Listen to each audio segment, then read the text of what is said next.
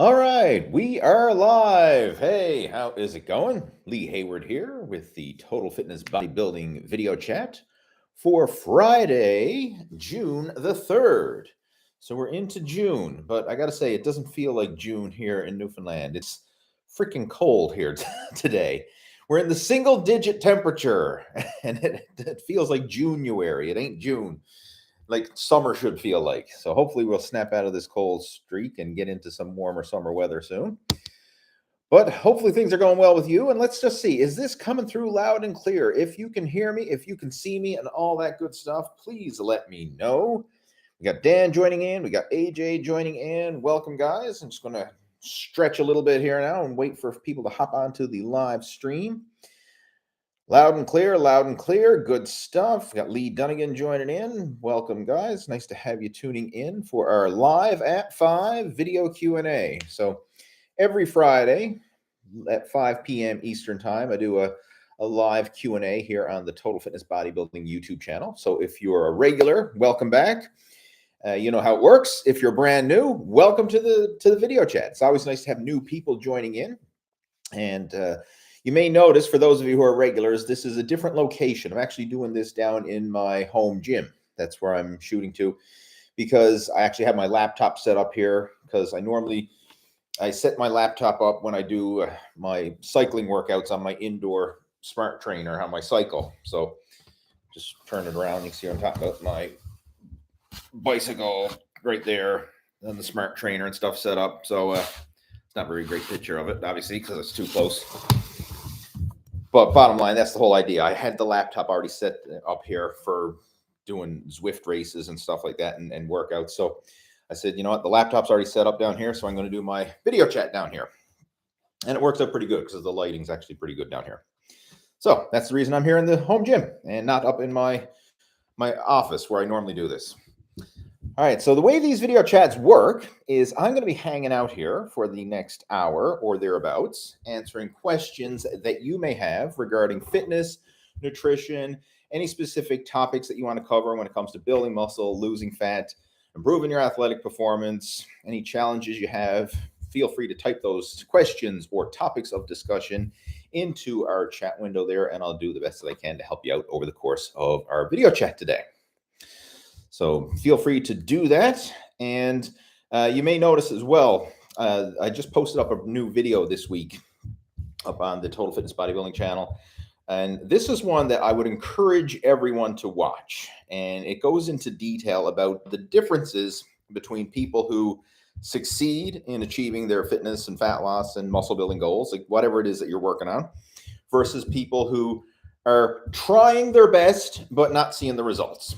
And we get a lot of this, right? You hear people saying, well, I'm trying, I'm doing everything right, but I'm not seeing the results. And I really break down and unpack that whole concept and reveal the differences from people who are succeeding and people who are struggling. And it's not as complicated as a lot of people make it out to be. And that's what you'll get if you watch that video. So if you haven't already done so, make sure to go check it out. It's the most recent video up on my channel, next to this one, of course, because once this video goes live and is published, then this will be the most recent video, but it's the second most recent video. So make sure to go check that one out. And of course, if you do have any questions, comments, or feedback related to that, post them down in the comments below. So who else we got joining in? We have Neil joining in from the Philippines. Welcome. What time is it over there in the Philippines? I'm guessing this must be a Saturday morning for you. It's a Friday evening for me, or Friday afternoon, whatever you want to look at it. So it must be a Saturday morning for you over there. And yeah, just for those of you who are tuning in right now, let me know, like, where are you located and what time is it in your local area? So for me, it's 6:40 p.m. right now in Newfoundland. Now, the reason why I always use Eastern time when I'm doing my announcing time zones and stuff like that, like I say, I go live at 5 p.m. Eastern time, because most people don't know when Newfoundland Standard Time is. So that's why I always use Eastern time as my reference point. But Newfoundland is one of those weird places. We have a half-hour time zone. We're an hour and a half ahead of Eastern time. So instead of trying to mix everybody up with half-hour time zones, I just go keep it simple, and I use the most closest major time zone, which happens to be Eastern time in North America. So that's the reason why I use that one, for those of you who may be wondering. Because I always get that question sometimes from local people. Say, why don't you use local time? I said, because the rest of the world don't know Newfoundland local time. All right, so we got Neil over saying it's 5 a.m. Saturday morning. Wow, early, bright and early. Good for you. Much appreciated for tuning in. AJ's joining in saying, what are your general thoughts on calisthenics? He says, I'm 29 years old. I've been training on and off since I was 22. So you got 7 years of workouts under your belt, but properly since I turned 28. Okay, so 7 years on and off, a year of consistent training. And I'm thinking of diving into calisthenics as I get older. This is the way I'm going to unpack this topic, because when it comes to workouts, don't think of like limiting yourself and thinking, well, I can only do calisthenics, which is basically body weight exercises, or I can only do free weights, or I can only do machines, or I can only do resistance bands, or I can only do weight training, or I can only do cardio, or I can only do whatever. You can do it all. Like, incorporate it all into your workouts. Now, when I say all, I mean like incorporate different forms of strength training, different forms of cardio. Don't have this narrow-minded approach thinking that I can only do one or the other, or I can only do free weights, I can only do body weight, I can only do machines, I can only do whatever. Incorporate it all. So in my typical workout, for example, I will use body weight exercises, aka calisthenic exercises. I'll use machine exercises. I'll incorporate free weight exercises, and there's pros and cons to all of them. Now, specifically when it comes to calisthenics, aka body weight exercises, whatever, I usually refer to them as body weight exercises because it's a very simple layman's term that most people can relate to. Calisthenics, you talk to someone who's non-fitness oriented, they might like, what's that? Right? But body weight exercises, pretty much everybody knows body weight exercise. Okay, I know what that is. So I usually use that term, body weight exercises. But basically, I incorporate them into my workout. And some of my favorite body weight exercises, push-ups, pull-ups. I mean, most abdominal work you can do with body weight alone. I mean, there's a lot of stuff that you can do, and I incorporate that stuff into my regular routine. So you can incorporate that along with any type of resistance training you're doing, be that machines or free weights or whatever. So the cool thing about the calisthenics body weight work is, one, you can do it anywhere, anytime. So relatively speaking, you know what I mean? Like, you don't need any special equipment, is what I'm getting at. So it's great for home workouts. It's great for adding in extra workouts. So if you're pressed for time and you can't make it to the gym, or heaven forbid, the gym is closed for whatever reason, due to pandemics or whatever, if you can't make it, then you can always resort to doing body weight and calisthenic exercises instead. And, that's something that I do a lot of. And I actually did for years, focused it a lot on body weight work, because before I got into bodybuilding, I started off in martial arts. That's what I did for several years before I really got serious into weight training. And of course, anyone who's done any type of martial arts before, it's all calisthenics, from the exercises you do. I mean, obviously there's a lot of body weight exercises, but then the forms and the practice and the fighting and the sparring and the drills and the katas and everything else. I mean, that's all using your own body weight for exercise. So, I mean, I do have a big foundation in that, and I made some amazing progress. The only thing when it comes to body weight resistance is you're very limited. You can't adjust the resistance. So for someone who's just getting started, very often your body weight is too much. For someone who's more advanced, it may not be enough. So that's the drawback when it comes to body weight workouts, is you're limited to your body weight. Now, of course, you can increase the volume, the sets and the reps and things like that. But when it comes to actual weight training, I recommend that mostly for beginners, because it's so flexible. I mean, hey, you can start with as light a weight as you need to, or you can work up to as heavy a weight as you need to, and you've got all the increments in between. Whereas with body weight, you don't have that flexibility, that incremental progressive overload. So it's more challenging in those senses. But bottom line, incorporate it all into your workouts. We have Terrence joining in. Welcome. Saying, how do I rehab a painful AC joint and still want to lift? That really depends on what you got done. I mean, that's a loaded question. I mean, I don't know what kind of injury you have and what kind of issues you're dealing with. That's something I would honestly recommend seeing a physical therapist or some form of medical professional who can actually check you out in person, see what it is you got done, see what you can do to rehab it. I mean, I really don't want to try and give advice here without knowing more about you and your situation and your injury.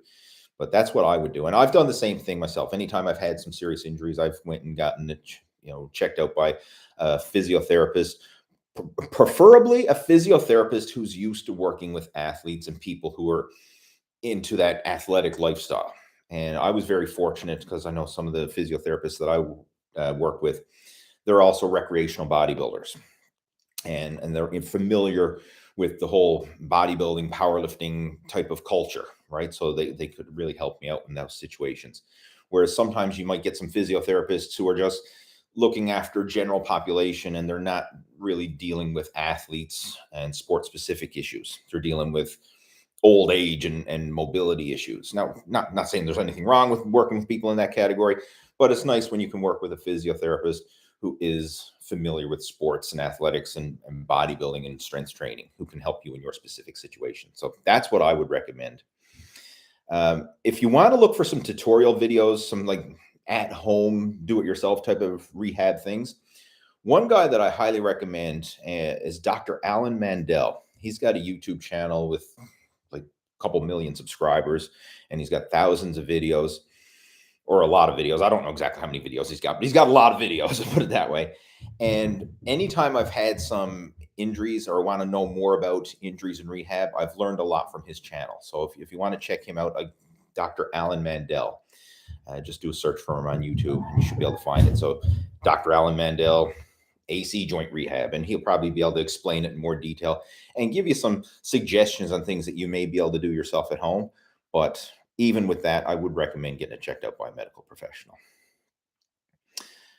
All right, what else we got there? Steve is joining in from England, and he says it's 2,200 hours over there, 22, which is 10, shortly after 10 p.m. I always use the standard 12-hour clock. I don't use the 24-hour clock, but hey, I appreciate you for tuning in at such a late hour on a Friday evening.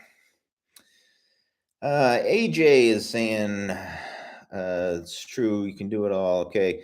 Neil's joining in saying, Lee, what are your thoughts about training twice a week full body versus thrice a week full body? I'm thinking of switching it up twice a week, but with higher intensity and density. That depends on you and your situation. Look, this is the simple answer. Something is better than nothing, right? Anything you do as far as fitness is concerned, like two workouts are better than no workouts. One workout is better than no workout. Like something is better than nothing. And I want you to kind of operate from that mentality. Because a lot of times people are thinking in this all or nothing perfection approach. Well, if it can't be perfect, then I don't want to do anything at all. And they get hung up on it. And that's a big no-no for sustainability and long-term success. You have to be willing to be good enough, but good enough consistently, and realize something is better than nothing. So if you can get to the gym for 3 workouts a week and that works for you and you recover from it, hey, by all means, get to the gym for 3 workouts a week. If that doesn't fit your schedule and you want to do 2 workouts a week, then heck, do 2 workouts a week. Again, something's better than nothing, and you can still make great progress with 2 workouts a week. And you need to look at the bigger picture as well. Like, what else are you doing along with those weight training workouts? So, I mean, if you're doing sports and athletics and cardio and other things besides weight training, maybe 2 workouts a week is pretty much the max for your recovery. And I'll use myself as an example.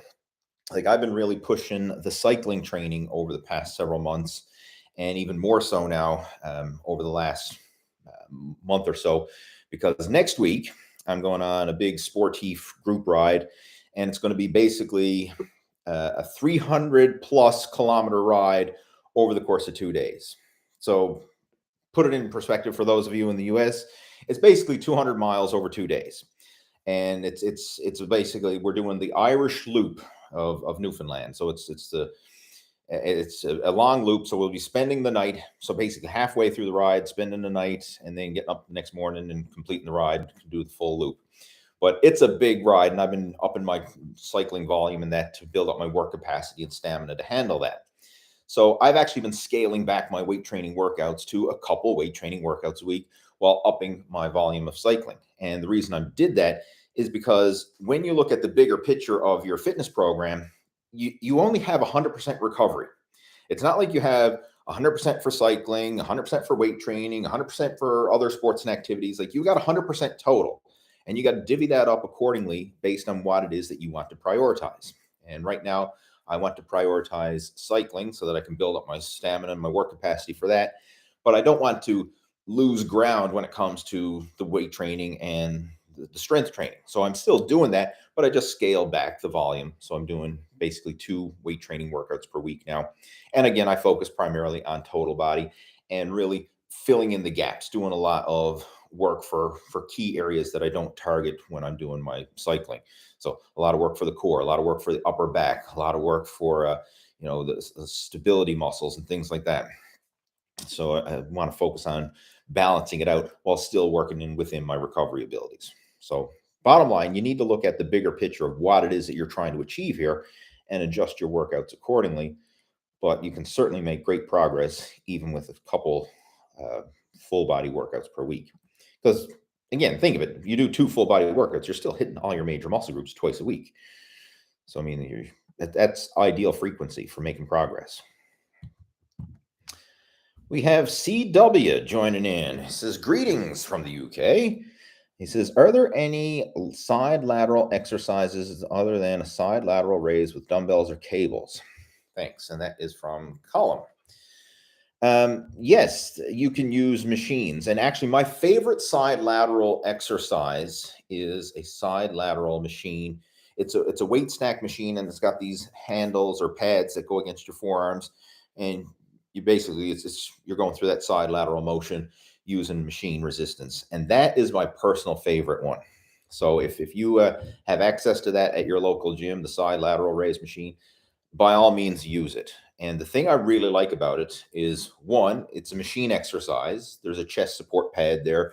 So it prevents cheating and using momentum because it's a very strict, isolated movement. But it allows you to handle relatively heavy weight for an isolation exercise and do so with strict and controlled form. And the cool thing is you can safely rep out to failure. So the way it is when I'm doing that exercise, like I'll start off doing full range of motion reps. And then as I fatigue, I'm not going up as high, but I can still kind of do partial range of motion reps in the bottom and basically just work the crap out of the side delt. So you can train them to failure and even beyond by doing the partial reps at the end and just really burn and get a lot of blood flow and a lot of time under tension into those side delts. And that's my personal favorite, is the side delt machine.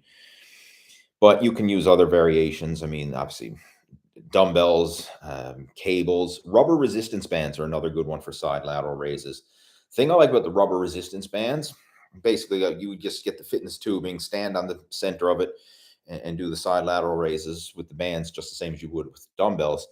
But the way band tension works is as the band stretches, it gets tighter. So you get a really strong peak contraction at the top. And I actually find dumbbells versus bands, I get a better pump in the delts when I do side lateral raises with bands. So that's another option.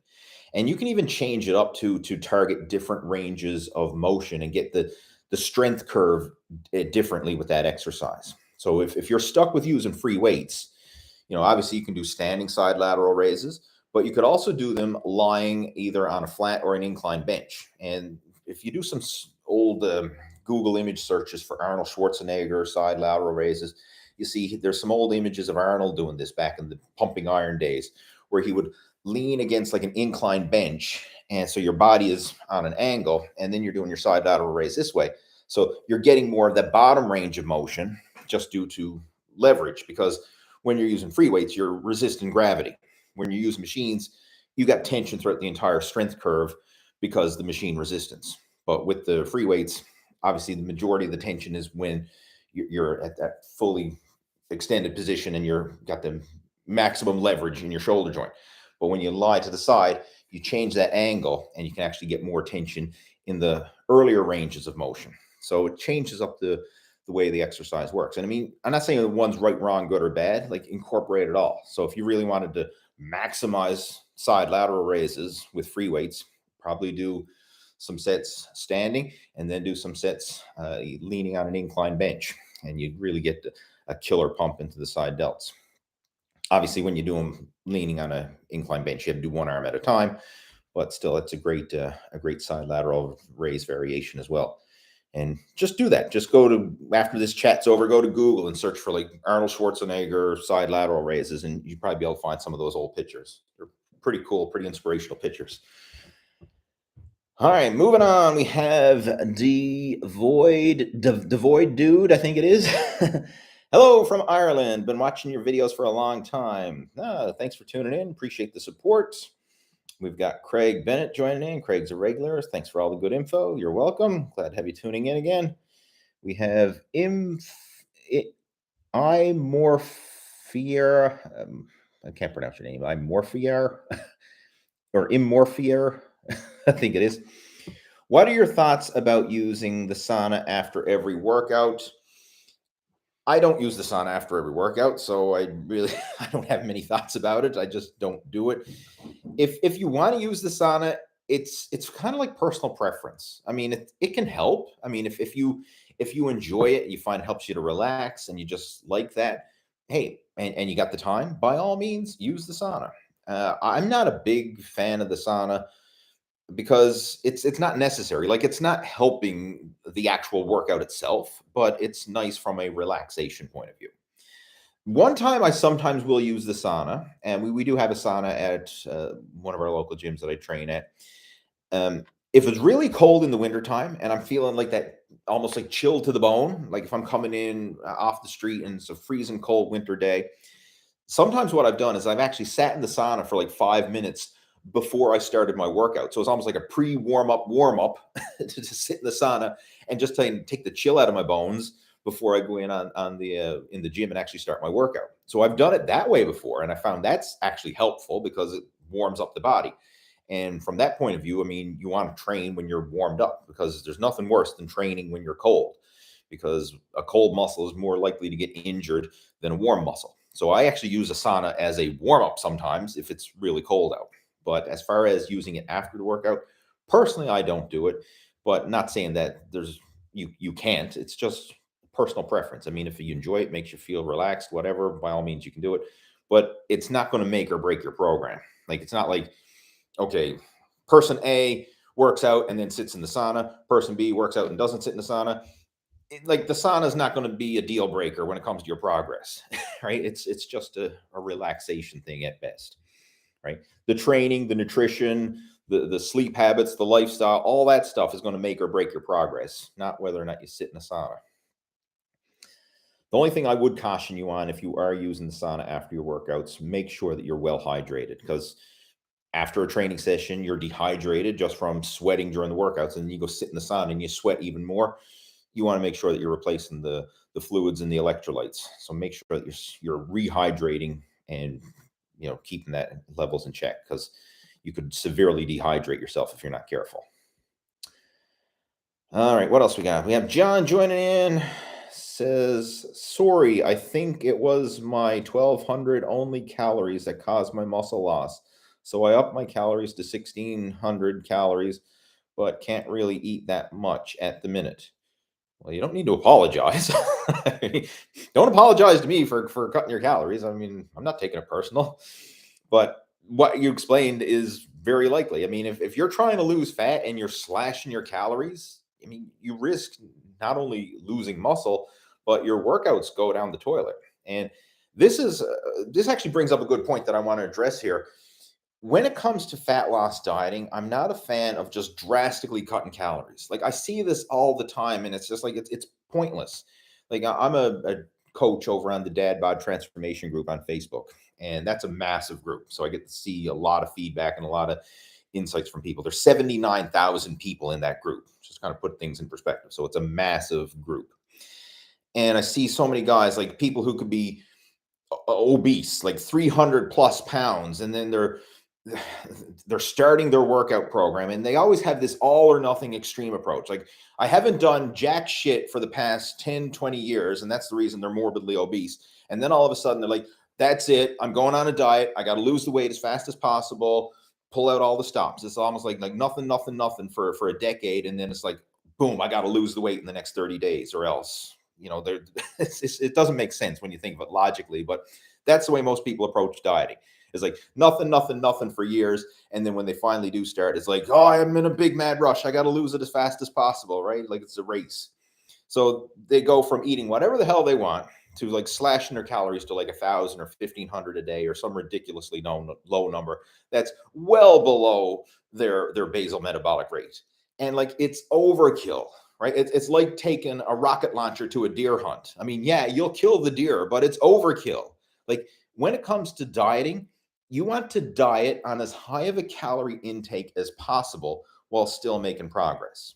Now I'm going to repeat that again. You want to diet on a high of a calorie intake as possible while still seeing progress. So like if you're burning, let's just throw out some numbers here for example purposes. Let's say you're currently burning 3,000 calories a day, right? That's what you're eating on a regular basis and you're stuck at it. You just need to be in a slight deficit. So how about we start like a 10% deficit? So if you're normally eating 3,000 calories a day, let's cut it back by 10%. And let's go at, say, 2,700 calories. We call it 300 calorie deficit. Try that and see how your body responds. Like that, along with more consistency with your exercise, more consistency with your cardio and all that, better sleep and lifestyle habits, like that'll probably move you in the right direction. You'll actually probably see some progress while building muscle and burning fat at the same time. But if you're normally eating 3,000 calories a day and you're like, oh, I got to lose the weight as fast as possible, and you slash to 1,000 a day, well, you totally deplete your glycogen stores. You have like zero energy to work out. And now you're losing muscle and fat and water. And it's just, you feel like shit. And then you can only sustain that for however long you can suffer it out feeling like shit for before you say, oh, I tried dieting, it doesn't work. And then you go on a big old binge, yo-yo, rebound, weight gain, and you're back to square one all over again. Usually even a few pounds heavier, because after the whole yo-yo diet rebound, like you might drop 20 pounds and then put 25 back on, right? And that's the way it works. So instead of thinking of crash dieting and having this massive low calorie, just a very slight deficit, like 10% deficit, like a little better than you were before. That's all it has to be. So whatever you were doing before, just do a little better than that. That's it. Like, don't make it any more complicated than that. And this is where people, they always have this extreme perfection, this all or nothing. Like, I'm going to eat whatever the hell I want, or I'm going, keto, 1,000 calories a day, one meal a day, whatever bullshit. Like, no, just a little better than you were before. And granted, the process happens slower because it's sustainable and it's actual progress you're making. It's not just depleting water and glycogen and everything else. You're actually allowing your body to still keep its strength and energy levels high, but now you're in a slight deficit. So you're going to start to tap into burning some stored body fat to make up those extra calories that you're not consuming. That's it. We just want a very slight deficit, but not so much that you feel deprived, that you feel hungry and hangry and irritable, and your strength and energy starts to dwindle. And that's what we cover within the whole Muscle After 40 blueprint, is this sustainable approach of how you can be good enough, but good enough consistently over the long term, so that you make progress slowly, but the progress you make is progress you keep. Not going on some crash diet, lose 20 or 30 pounds, only to put, 30 or 40 pounds back on over the course of 6 months. Like, that's not helping anybody. And, who cares how fast you can lose it? It's like, how long can you keep it off for? I mean, I don't care if you can drop 20 pounds in a week. If you're not going to keep it off for long term, like, what difference does it make?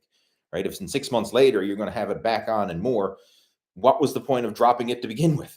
Right? Like, you'd be better off just not even going on a diet and just doing whatever the hell you were doing before. So we need to make habit and lifestyle changes and not just going on a crash diet. So this whole thing of like these ridiculously low calories, like 1,600 calories a day, like, man, like that's a diet for a small woman, not for a full grown man. Like, I'm telling you, like, you need to eat more, right? Diet on as high a calorie intake as possible while still making progress. All right, moving on. We have Coach Martin Gooden, Boxing Nutrition Performance. Welcome. He says, good evening. He says, this is my first time tuning in live. Hey, always nice to have new people joining in. And I'm assuming you must be a Golden Glove Boxing Nutrition Performance Coach. Welcome. Glad to have you joining. I can't pronounce your name, but somebody from South Korea. He says, how long did it take for you to compete? I started training in 1990, and I did my first competition in 1995. So 5 years of training before I was ready to do my first competition. Now, I'll be totally honest. I got my ass kicked in that first competition, and was by no means like was I a, a very fierce competitor or anything like that. I was totally novice and green, and I belonged in the novice category completely. But it took me 5 years before I did my first competition. And then the goal, once you get the first one done, the goal is simply to improve for your next one, and then improve for your next one. And then that's all it is. It's just getting a little better than you were before. That's the goal. And that applies for anything you're trying to achieve. Like, the goal is always just to be better than you were before. And I mean, if you set that, that's a realistic and achievable goal for anybody. But yeah, it's going to take a while. I mean, in my case, like I say, it took 5 years. I know some people it takes longer. And it really depends on, first off, the how consistent you have been with your training. Because I know some people like I've been working on and off for 20 years, and they don't really look much different than when they started, because whatever progress you make when you're on, you lose when you're off. But for people who are consistent, I'd say within 5 years of consistent training, you'll probably be good enough to compete. But some people take longer. Some people can do it sooner. In my wife's case, like, she's a former national level figure competitor, and she's also competed in bodybuilding before the days of figure. And she's won overall titles at the local and regional level, and then of course went on to compete nationally. She did her first competition after 2 years of training. Of course, she was being trained by me, so she had a good head start. Like, she didn't fumble around on her own. Like, we just set her up on a solid program right from the get-go. But within 2 years of starting working out, she was competing, and actually did quite well actually in her first competition. All right, moving on. We have John is saying, he says, I weigh 138 pounds. I'm 5'4", 1,700 calories. Is it okay? Would you think? That really depends on how much activity you're doing. It depends on your metabolism. Like, I mean, yes, you can kind of get a gauge. Like, you can plug your age, your height, your weight into like one of these online calorie calculators, and it's going to spit out and say, oh, you need to eat whatever, 2,322 calories. It's just an educated guess. That's all it is. Like, even if you went out and hired the best trainers, coaches, nutritionists, all they're going to do is give you an educated guess based on their experience of what they think is going to work for you. That's it. It's just a guess. It's a guesstimate. Now, you might be in the ballpark, but how you actually find out how many calories you should be consuming, or what kind of exercises, or how much volume you can handle, and all this, how you actually determine this is through coaching. And what I mean by coaching is that back and forth conversation and ongoing feedback. And this is one of the things that we focus on within the whole Muscle After 40 blueprint. It's not just a one and done program. It's not like, oh, well, here's your workout, here's your eating plan, good luck, see you later, write me in a year's time and tell me how you did. Like, it's not like that. It's always a back and forth conversation, right? We're always doing ongoing check-ins, and we have a coaching app that we use where people log their workouts, and I can literally follow along with their workouts day by day. We have a meal tracker where they can literally log their food, and I can follow along with what they're eating day by day. I can see what's happening in real time, and then we make adjustments in real time based on how their body is responding. And in addition to that, we have ongoing coaching calls, and it's a very interactive whole coaching experience. It's not just here's your diet plan, good luck, send you on your way. And this is where you really need to have that back and forth communication with someone who knows what they're doing, has been there and done it before, and has helped others do it, so that you can get that insight. Because I don't know if 1,700 calories, I mean, if that's what you need or not. I mean, it might be too much, it might be too little. I'm kind of guessing it's on the low side, but then again, you're kind of a smaller stature individual, so it may be okay. But then we also need to look at what's that 1,700 calories coming from. Like, how much of that is protein and carbohydrates, and what kind of food choices you're eating, because different food choices are going to impact your metabolism as well. Like, the natural unprocessed foods, higher protein foods are going to help to increase your metabolic rate more so than processed foods. And like, fat is going to be absorbed at a different rate than protein, right? Protein has a more thermogenic effect. It takes more energy for your body to digest and utilize protein than it does dietary fat. It takes more energy for your body to digest and utilize carbohydrates than it does dietary fat. So dietary fat is the easiest one to get broken down and absorbed and converted to body fat. Carbohydrates is a little bit harder, and protein is the hardest, right? It takes more work for your body to break down and digest protein and then store those as calories as excess body fat because of the whole metabolic processes that are involved in the digestion. So it's what I'm trying to get at. It's a big question, right? It's not like, hey, I'm this tall, I weigh this much, what's my calories, right? It's only an educated guess, and how you would judge it is based on your real world results and back and forth feedback with an experienced coach. So if that's something you're interested in, like if you'd like to come on board with Whole Muscle After 40 Blueprint, reach out to me. Like you can send me an email. I got my link down in the description below this video. And I even have a link where you can book in for a free strategy session call where we can sit down and have a one-on-one conversation, discuss you, your situation, your goals, what it is you're trying to achieve, and see if we can come up with a realistic action plan that works for you. Moving on. All right, we have Jose joining in from New York City.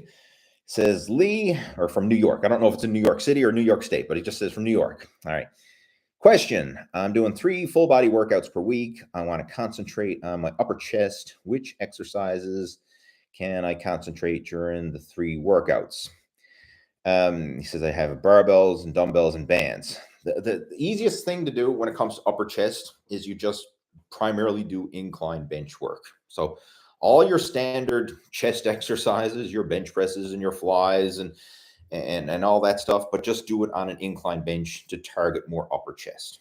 And when it comes to the chest, like anytime you do any type of exercise, whether it's a flat incline, decline, like you're still working the entire chest. So don't think like you're only working upper chest, you're only working lower chest, or you're only working middle chest. Like the entire chest is going to contract regardless, but you will get more stimulation into the upper chest if you use primarily an incline. So incline bench presses, incline flies, push-ups with your feet elevated to kind of simulate that incline position on your upper chest. Whatever else you have available. I mean, you don't really have any. You got barbells, dumbbells, and bands. So I'm assuming it must be a home gym that you're training at. So with those exercises, you can still target the upper chest with that. One thing I would just see what else you got there. One thing I would caution you on, though, when it comes to the chest and incline bench work, don't go too steep with the incline. That's a common problem you see a lot of guys do, is they go way too steep. Like I would use like a 45-degree angle incline as the max. And I think if you go any higher than that, it starts to emphasize more shoulders than chest. So like 45 degrees it would be the max, and ideally even a bit less than that. Probably somewhere between 30 and 45 degrees in that range. And of course, it all depends on, the type of bench and the adjustment setups and all that. But don't go too high with the incline, because the higher you go, the steeper the angle, the more it's going to start to engage the shoulders versus the chest. And that if you're trying to target the upper chest, a slight incline would be better. We have, what else? We got Louis from Mexico. I'm in my 50s and struggling to build muscle mass. Regarding supplements for this purpose, would it be better to use creatine or protein or both? All right. First off, to build muscle, you need to look at the bigger picture of your training, your nutrition, your lifestyle, all that. Creatine and protein powder, that's like the icing on the cake, right? That's like if we're building a house, you're wondering, hey, should I put in wooden or vinyl windows? Like that's down the road detail stuff. Like you want to lay the foundation, right?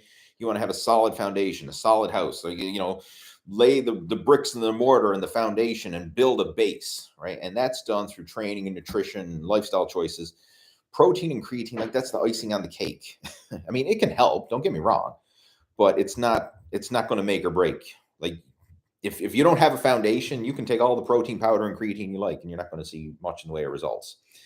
But if you have the foundation in place, it can help, right? So with creatine, I mean, the way I take that, I just take it daily, like I take my vitamins daily. I take 5 grams daily. That's it. I mean, there's no need to cycle it and load it or any of that foolishness. Like literally just take a serving per day. And the way creatine works is it's not one of these supplements where timing matters. Like you could take it in the morning, the noon, the night, before your workout, after your workout. It really isn't going to make much difference, because the way creatine works is once you have it in your system, you're going to reap the results. It's not a supplement where timing matters. Like you got to time it before your workout or time it after your workout or whatever. Like caffeine, for example. Like it would be pointless to take your caffeine and your pre-workout after your workout because then you'd be bouncing around with energy and you already got the training session done. Like what's the good of that? Caffeine and stimulant pre-workout type supplements, they're time sensitive. So you need to take it before you actually want that energy to kick in. Creatine doesn't work that way. Like as long as you have the creatine in your system, it's going to do what it needs to do. It's kind of like taking your vitamins, right? As long as you got adequate vitamins in your system, they're going to do what the body needs them to do, right? It's not like, oh, I'm going to time my vitamins for whatever. Like, no, it's not going to have any impact. As long as you have adequate supply in your system, you're going to get the results. Protein powder, I personally don't even consider that a supplement. That's just a convenient source of protein food. That's the way I look at it. And the cool thing about protein powder is you can add that to so many things to make other foods an enjoyable source of protein. Like, for example, this morning I had a high protein oatmeal for breakfast. So I made up regular oatmeal, stirred in a couple scoops of protein powder with it. Now all of a sudden I have high protein oatmeal. So what would normally just be a source of carbohydrates is now a source of protein and carbohydrates. And it actually tastes better because the protein powder gives it a nice taste. I mean, blender smoothies and stuff like that. Like I make up my own high protein blender smoothies and I make them up really thick with frozen berries. So it's almost like an ice cream texture. Put the protein powder in with it. I mean, it tastes like I'm having a dessert. Like I mix up frozen berries and protein powder. And I mean, it just has a really like an ice cream texture. And if you use vanilla protein, it'll have like a vanilla ice cream texture. If you use chocolate protein, it'll have a chocolate ice cream texture or taste. So, I mean, you can make other foods taste better and bump up your protein in at the same time. So I don't even really consider protein powder a supplement. It's just a convenient source of protein food. But yeah, you can certainly incorporate both, but you need to have the foundation of the training and the nutrition and the lifestyle choices underneath for that to even make a difference. Right. And if you haven't already done so, I would recommend downloading a copy of my Ripped After 40 PDF. And I have a link to it in the description below this video. And that'll go into more detail about like how you lay out the lifestyle and the nutrition and giving you the bigger picture of how you can actually make this a sustainable and enjoyable process. All right, we have Robert joining in. He says he tuned in late. Well, that's okay. Better late than never. Craig's joining in saying, what's your opinion or any suggestions on working out in the heat? Where I live, we don't get much heat, so I don't have much personal experience at the moment. What's your opinion on suggestions working out in the heat? I live in Texas, and during the summer months, it gets hot. I work out in the heat, so I get acclimated to it. But I work out in my garage. I have fans, but that's it. Any suggestions? I wish I had that problem sometimes. Like everybody wants what they don't have. That's the way it works. Right now, today, it was in the single digits when I left to go to the gym this morning. Right? And what I mean by single digits in Fahrenheit, it was probably in the 40s, right? Just above freezing, right? So we didn't have to worry about the heat today. It was crazy. But for those of you who have to worry about the heat, like you are in a hot climate, you got to be careful with that because one, I mean, you don't want to get overheated and of course dehydrated and all that kind of stuff. And there's pros and cons. I mean, one, when you are in a hotter environment, there's less likelihood of you actually like pulling or tearing a muscle because everything's warm and limber, right? You're sweating, your body's warm, and that's more advantageous than being cold because a cold muscle is a stiff muscle and is more likely to get pulled or torn or injured when things are cold and stiff. But when you're warmed up, that's very helpful. But at the same time, you don't want to get overheated and then have the negative drawbacks of the dehydration and the heat exhaustion and all that come with it. What I would probably suggest, if you can, work out earlier in the morning before the heat of the day sinks in, because I'm just thinking after all night, things tend to cool off. And of course, early in the morning, your garage is probably at the coolest that it's going to be for that day.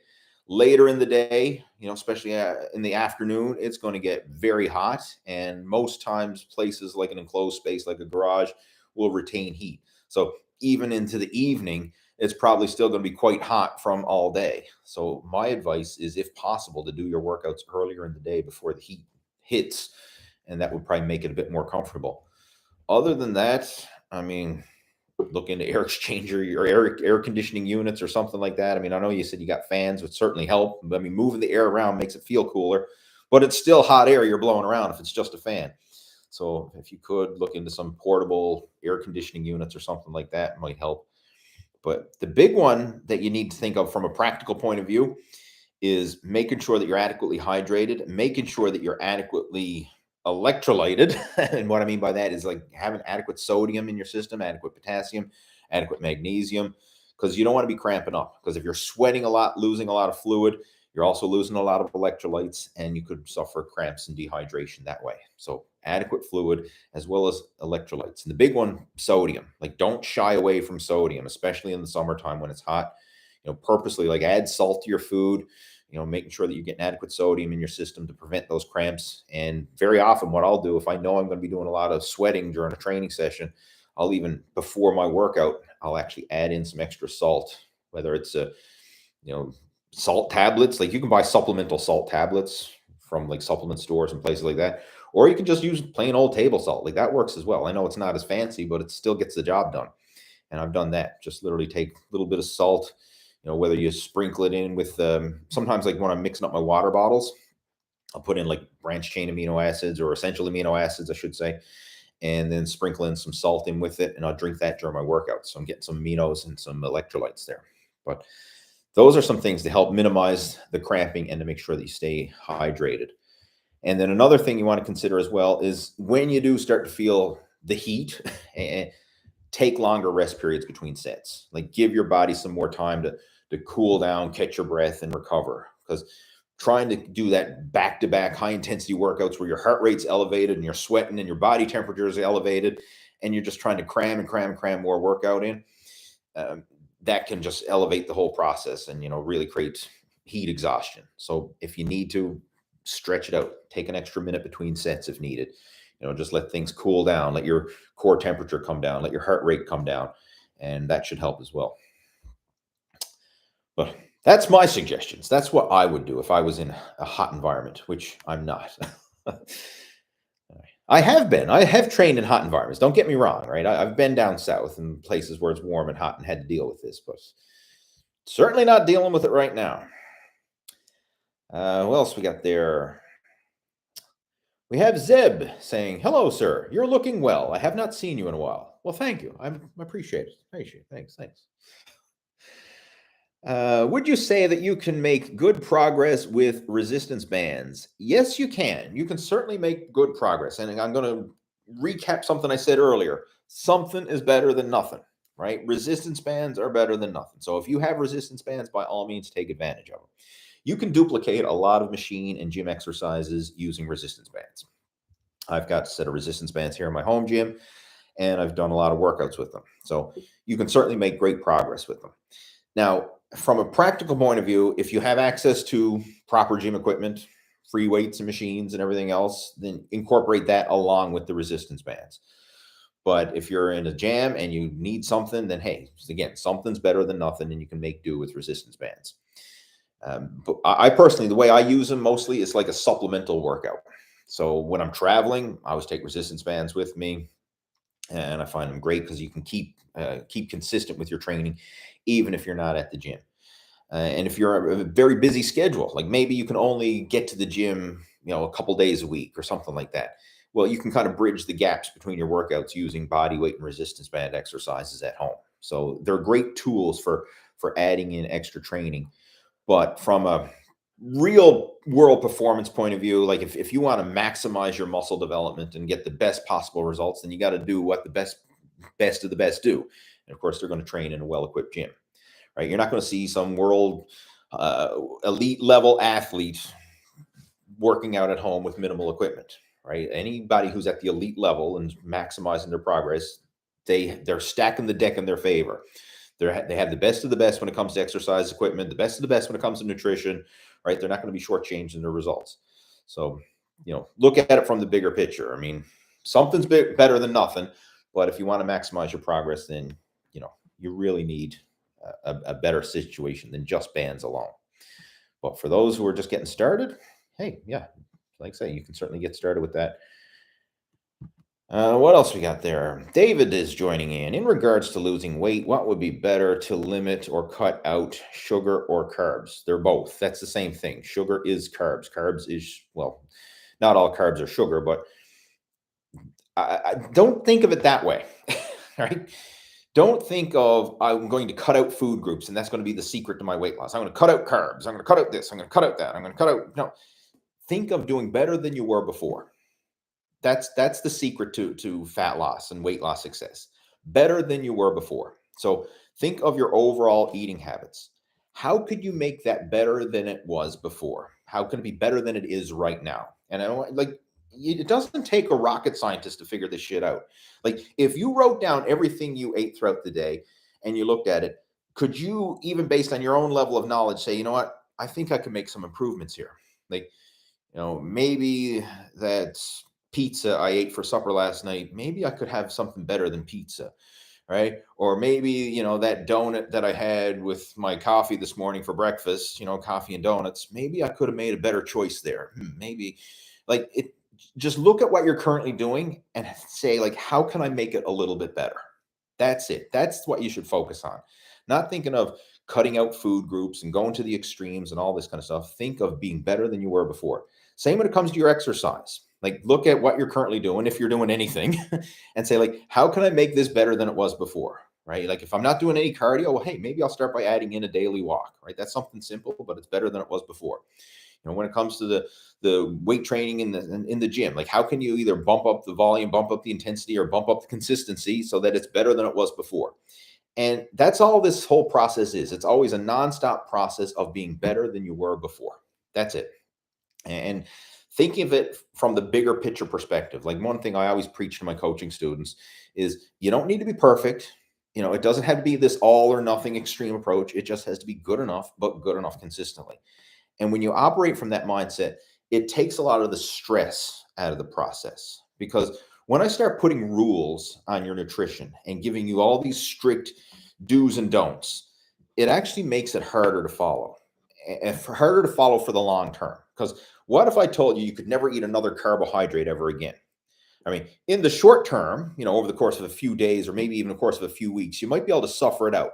But eventually you're going to get to the point where it's just going to start to build and like, man, I'm craving carbs and the side effects you're going to get from that, like the low energy and everything, you're just going to feel like crap. And then you'll suffer it out for as long as you can, like relying on willpower and grit. And then once the willpower runs out, you're like, oh, screw this. I can't do this anymore. And then you're going to go back to your old habits, start binge eating and gain all the weight back again. Whereas if I don't put any of these restrictions, like, oh, like you're still allowed to eat carbohydrates, you're still allowed to eat some sugar in moderation, you're still allowed to do stuff. You're like, because if I tell you you're not allowed to have something, you want it even more. Right? If you're a parent, you know this. Like if you ever tell your kids to not do something, or they're not allowed to do this, or they're not allowed to have that, what do? They want to do exactly what you told them they're not allowed to do. And we're just big kids. So if I told you, for example, like you're never allowed to have pizza ever again, all of a sudden you're like, man, I want pizza. Right? You actually, just me saying that makes you want it more because we want what we can't have.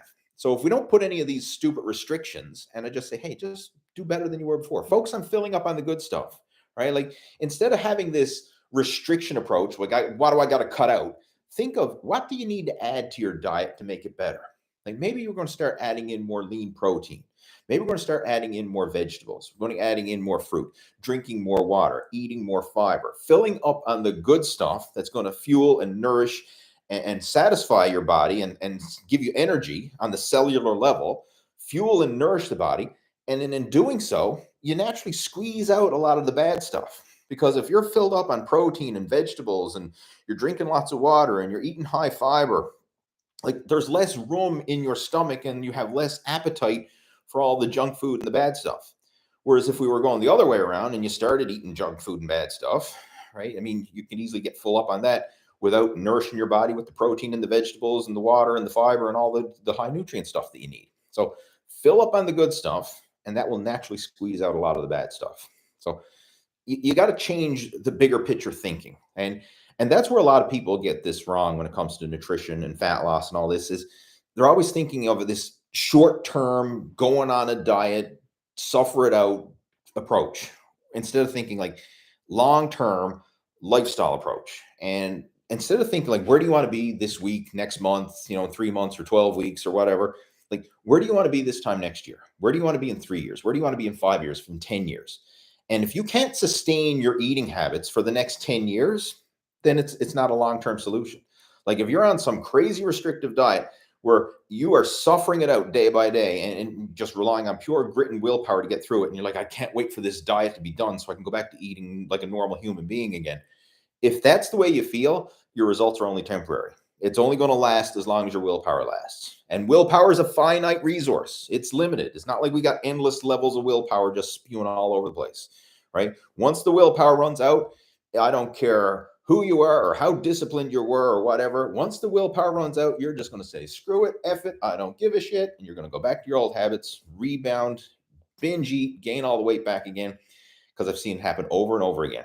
Like even with competitive bodybuilders, like this is so common. If you've ever known competitive bodybuilders and seen people who competed back in the day, and then you see them in the future. Like, I'm not going to mention any names now, but there's someone I know personally. I actually helped him get ready for a bodybuilding competition back in the mid 2000s. It's in that range. And at the time, he lost 60 pounds. We worked together. We did a 4-month contest cutting diet. He lost 60 pounds, got himself down to 175 pounds, was in the best shape of his life. 6-pack abs, lean, defined, ripped, competed in the middleweight category at one of our local bodybuilding competitions, was in the best shape of his life for that competition. I actually ran into him a few months ago at one of the local shops. And I got to say, I hardly recognized the person. Like he recognized me and he said, "Hey, Lee, how you doing?" And I looked over and I had to like second glance, like I recognize the voice, but I don't recognize who I'm looking at. And anyway, we started chatting back and forth a bit. But this guy who at 10 plus years ago was 175 pounds, shredded, in the best shape of his life, he's over 300 pounds now. And it's not 300 quality pounds. It's 300, 300 bloated pounds, if you will, obese pounds. So even someone who was shredded, 6-pack abs, had his shit together, looked amazing, and by all people's standards would say like, wow, you're the big after story success, 300 pounds obese, because it's not a lifestyle. It was a diet. He was suffering it out for the short term, but he couldn't sustain it long term. And that's reality for most fat loss diets. So I don't care how strict you are with your keto or your intermittent fasting or your suffer it out approach. If you can't do it for the rest of your life, it's only a short-term thing. And that's why we got to change our approach and not think of like, how can we suffer it out and lose the weight as fast as possible? It's like, how can we make some healthier changes, be better than we were before, slowly make progress, and actually enjoy it? Where we don't want to go back to where we were before. We want to be better than we were before, and we enjoy being better than we were before, and we enjoy sustaining it. So it's like slow, steady progress, but the progress you make is progress you keep. Not just, hey, I lost 30 pounds, then 6 months later, I put 40 back on. Like, what's the point of doing that? You'd be better off doing nothing. Like, just stay the same. If you're only going to rebound and gain it all back again, like, save yourself the stress, right? Just go sit on the couch and watch Netflix and forget about it. Like, if that's going to be the ultimate result, you need to change it permanently or don't change it at all. Right. So that's the mindset. And this is what we really go into detail with the whole Muscle After 40 blueprint. Like we've got a whole, literally a personal development system geared around fitness and nutrition to reprogram your subconscious so that this shit becomes automatic and not just suffering it out and then like all this conscious effort and willpower. It's like this just becomes the new norm where you start to do this stuff automatically without conscious effort and willpower. It's your new normal. It's like reprogramming your compass. So you start doing the right things automatically without even thinking about it. And that's what's so cool when I see the guys go through this journey and then I see them like a year later and they're like, this is so easy. Like, why the heck did I ever let myself get fat to begin with? When if I knew it was this easy to begin with, like, why did I ever let myself get fat? Right? It really is. Anyway, I know that was a long-winded question or a long-winded answer to your question about sugar or carbs, but hopefully you got some value from it. And if you did, hit that thumbs up button, right? Let me know. All right. What else we got there? We have the last fake natty joining us. We have Craig saying it goes to get 100 degrees in Texas in August. That's pretty hot. Yeah, you want to be definitely careful there. Or for the month of August, consider joining a well air-conditioned gym. If I was you, that's what I'd do. Get to an indoor gym that's got a darn good air conditioning setup, and then you would be able to work out in comfort. Got JE joining us. He says, I've been having some elbow pain during low bar squats. Any tips on how to prevent it? How you grip the barbell and how wide you grip can really have an impact on wrist and elbow pain. So again, without seeing you squat, it's hard to give suggestions here, but experiment with your hand positions. All right. So you can try gripping wider. You can try gripping narrower, wherever you place your hands when you're racking or, supporting the weight on your back. Another thing is how you position your hands on the barbell itself. I actually got a barbell here in the background, but you can have your hands wrapped around it, or you can have a thumbless grip. Another one is actually to have a thumbless grip and have your pinky on the same side of the barbell. So let me see here, I'll use this as an example. So this sometimes makes it easier when you're squatting. Like, see that weird hand position I got there? So it's a thumbless grip, but my pinky's also on the other side as my fingers. That takes a lot of stress out of the whole wrist and hand position. And when you're squatting like that, that may actually take some of the stress out of the joints and the tendons right down through the elbow. So there's different ways you can experiment, right? You can try the thumbless grip, try the pinky thing, and even try the width of the grip on the bar. And that should, you may hopefully find a position that allows you to squat without aggravating the elbows. So it's something you'll need to do a bit of trial and error experiment with. Another one that can help a lot as well, if you have a cambered barbell, if you have access to that, and basically what it is, it's instead of a straight bar, it's angled. It's like it's referred to a buffalo bar. Some of them are, but it's angled, and it actually rounds across your back, and it places the hands in a more neutral position. Instead of being locked into that rigid straight bar, it's in a more angled, rounded position, and that may allow you to grip the barbell much more comfortably. A lot of powerlifting gyms will have these cambered bars, the buffalo bars for squatting, especially for bigger guys, like thicker torso, bigger guys. It really helps.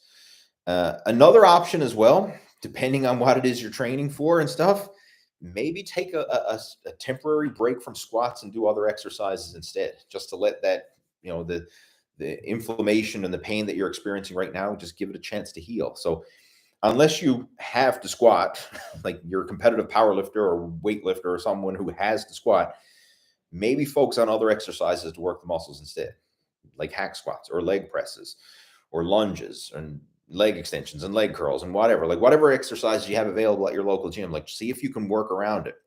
We actually had a cool piece of equipment come into the local gym that I train at. It's a hip hack squat, which is really cool. And the way it works is it's like a hack squat sled, but instead of having the pads on your shoulders, it's got like this angled seat, and you sit in it, and that's where the tension is. So you're sitting in it, and it's basically like a hack squat, but instead of having the pads on your shoulders, it's literally your butt and your lower back is where the pad rests. So there's no stress on the upper body at all. It's all placing stress into the legs. Another machine we got as well that's pretty cool is a hip belt squat, where instead of squatting with a barbell across your back, you got the belt across your hips, and it's awesome because now you can squat, have all the tension into the legs, no tension at all in the upper body. So it's a great way to deload the back, deload the shoulders, and still allow you to train the legs. So if you have access to some of these different machines, by all means, take advantage of them. And I even, if you want, like on my YouTube channel, there's a video that I made a few years back. Just do a search for Lee Hayward hip belt squats. So again, Lee Hayward hip belt squats. Just do a search on my YouTube channel for that. And that goes into a simple variation of the hip belt squat that you can pretty much do at any gym that's decently equipped. All you need is a landmine attachment and a hip belt. So it's a pretty simple squat variation, but it works good. And again, it allows you to squat without loading the back and placing your hands and shoulders in all these awkward positions. So those are some suggestions that I would do to work around it if I was experiencing elbow pain from squatting. All right, what else we got there? I'm going to get ready and clue it up shortly because we've been going for over an hour, and I usually try to limit these to an hour. I say the same thing every freaking week. I say I'm going to stop at an hour, and I always go longer. I over deliver, right? What can I say? What are your thoughts about doing cable standing presses? I've never really done cable standing presses, so I don't have much thoughts on it. I mean, try it if you like it, go for it. I mean, honestly, I don't think I've ever done that exercise. I've done standing presses with resistance bands before, when I'm training at home or training in a hotel or something when I was traveling, but I've never done cable standing presses. So I really don't have any thoughts about it. What are your typical dinner meals? This is from Mike. Meat, carbs, and veg, like some variation of that. For dinner, I usually have a large garden salad to start with. That's kind of like standard for me. Every day, I have at least one large garden salad. And when I say large, I'm talking about a salad that you would normally split up between a family of four. Like I sit down and eat the whole thing myself. Like a lot of these bags of pre-made salad that you get at the grocery store, which is what I do. I buy the bags of pre-made salad at the grocery store. I eat the whole bag myself. And the reason I do that is because I want to load up on the vegetables. That's my free-for-all food. And it's lots of nourishment, there's lots of fiber, lots of volume, very low in calories. So that pre-fills my belly, satisfies my hunger, and I actually enjoy it. Like I'm conditioned now where I actually crave vegetables. I know some people that sounds absurd and crazy, but I've been eating veggies that long and I've kind of reconditioned my body that I crave my vegetables. If I have to go a day without vegetables for some reason, like if I'm traveling and I don't have access to it, or God forbid I go to the grocery store and they're sold out and I don't have any. I mean, I miss my veggies. If I don't get my veggies, I feel lost. Like I literally crave vegetables. So every day I got to have at least one big garden salad. And when I say big, it's like a big cake mixing bowl big. So I'll start my supper with that, or my dinner with that. And then afterwards, I'm going to fill up on some protein and some sort of carbohydrates. So it might be meat, chicken, fish, whatever is on the menu there. I mean, dinner is usually dinner with the family. So like my wife usually makes the meals, but I'll make the best choices of what's available. So there's always going to be a protein of some sort, some meat, chicken, or fish, or turkey, or whatever. There's always going to be something there. So I'll fill up on that. When it comes to the carbohydrates, it might be a rice, it might be a quinoa, it might be pasta, it might be potatoes, whatever the carbohydrate happens to be. I'll fill up on a serving of that. But I always think of it in thirds: 1/3 protein, 1/3 carbs, 1/3 vegetables. That's the way I always look at my meals. And that's a good rule of thumb. Like when you're looking at your plate, I always think of, hey, if I have a third protein, a third veggies, and a third carbs, like I'm on the right track. I'm covering my bases. So that's typically what I eat, for most of my meals.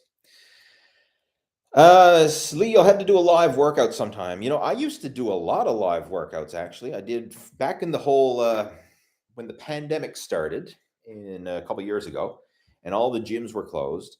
I did a whole series where I was doing daily live home workouts, just using body weight and resistance bands. All of them are posted up on the Total Fitness Bodybuilding Facebook page because it used to be a Facebook Live every day that I was doing for a while. If you want to go check them out, they're still there. But yeah, that's something I could certainly look into doing. It's just a bit awkward because, where you're doing workouts, you're not sitting in the same place all the time. And I was always readjusting the camera and all that stuff. Like, it's not like I got a camera crew following me around, which would be cool if I did. But that's what made it a bit inconvenient. It's like I do an exercise and I go, okay, I got to move the camera and set this up again and blah, blah, blah. But yeah, something we can certainly look into doing sometime.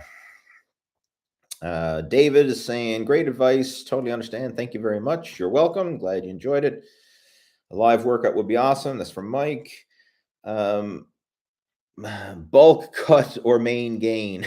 It depends on what you want to achieve, right? There's a time and a place for all of it. But I will tell you this. I'm not a fan of old school bulking where you purposely overeat and purposely try to gain weight. Because for most people, I'm talking like 9 out of 10 people who try to bulk up, you're going to get fat.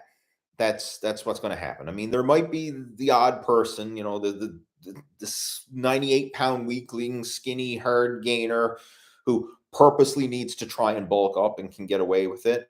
But for most people, if you try and bulk up, this is what's going to happen. You're going to get a few weeks of really good progress. You're going to be like, holy shit, I feel so good, because you're filling out your glycogen stores. You got some extra calories, and everything's muscles, glycogen's full, your strength is full, you got calories to burn. You're going to feel great. And then it's just going to like start to spill over to body fat. So after the first 2-3 weeks of progress, then it's just going to be blah, blah, blah. And the gains are going to kind of flatline, but the body fat's going to still climb.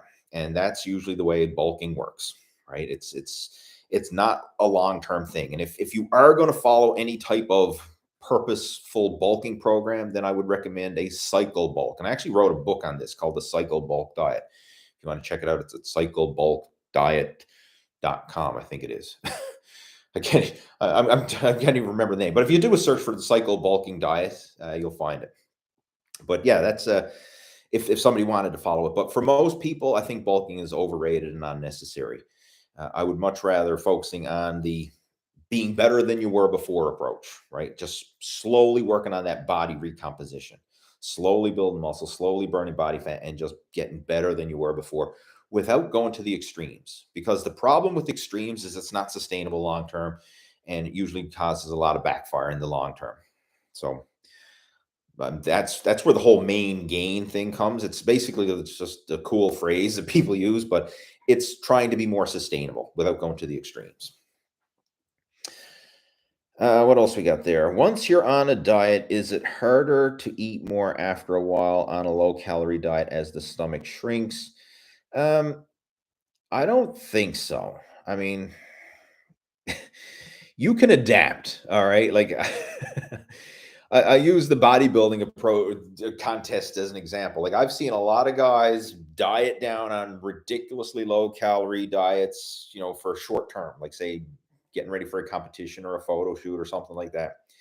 Once the pressure is off, like once the contest is done, the photos are taken, the placings are announced, and the dust settles, is then like, okay, where's the all-you-can-eat buffet? Where's the ice cream shop? Where's the pizza place? And they just start eating, and it's like they can't control it. Like diet for most people has very little to do with stomach and most to do with the brain. And if the brain wants to eat, it'll force the stomach. Prime example, think of people who've had these gastric bypass operations, where they get their stomach size reduced, whether it's stapled or surgically changed or whatever they do.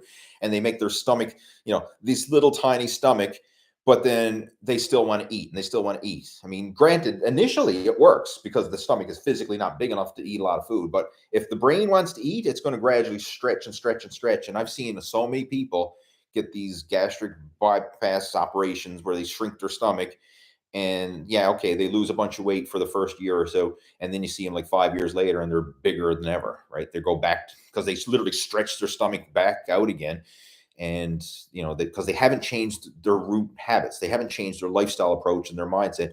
They were just trying to literally band-aid and force themselves on a diet through restricting the size of their stomach. So yeah, in the short term, it may work, but it's not a long-term thing. So I wouldn't, don't bank on it thinking that, hey, I was on a diet and now my stomach is shrunk and now I'm not going to want to eat anymore.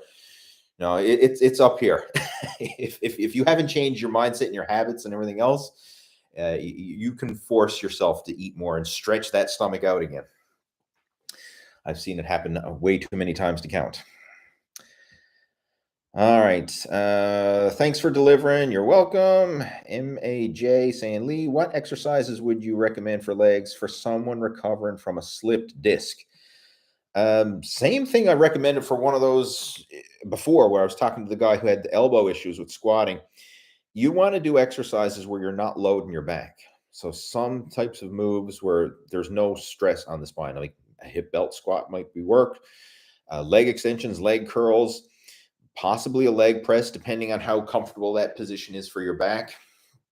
But you want to focus on things where there's no, like, don't put a loaded barbell on your back if you've got a slip disc, right? If you've got any back issues in that, try and work the muscles without aggravating the back. But it's a simple answer for someone who's rehabbing from that. I would just stick to simple stuff like leg extensions and leg curls. That would be enough to still work the muscles. I mean, no, they're not big mass building compound moves, but you'll still maintain your progress and still even make progress without causing aggravation to the back. Billy's saying, "Hey Lee, keep up all you do and the great videos. Thanks. Been watching you since '07. You inspired me to start working out." Well, much appreciated, Billy. Glad and thanks for sharing that. Mike says, "Give Lee a thumbs up." Well, that's a great way to end it. And that was actually the last comment that came through there. So thank you for that, Mike, and thanks for everybody who shared their comments and feedbacks and questions today. Because again, without you, there would be no video chat, right? Just me talking to the camera, nothing to talk about. So I appreciate everyone for participating and joining in and sharing your questions and feedback.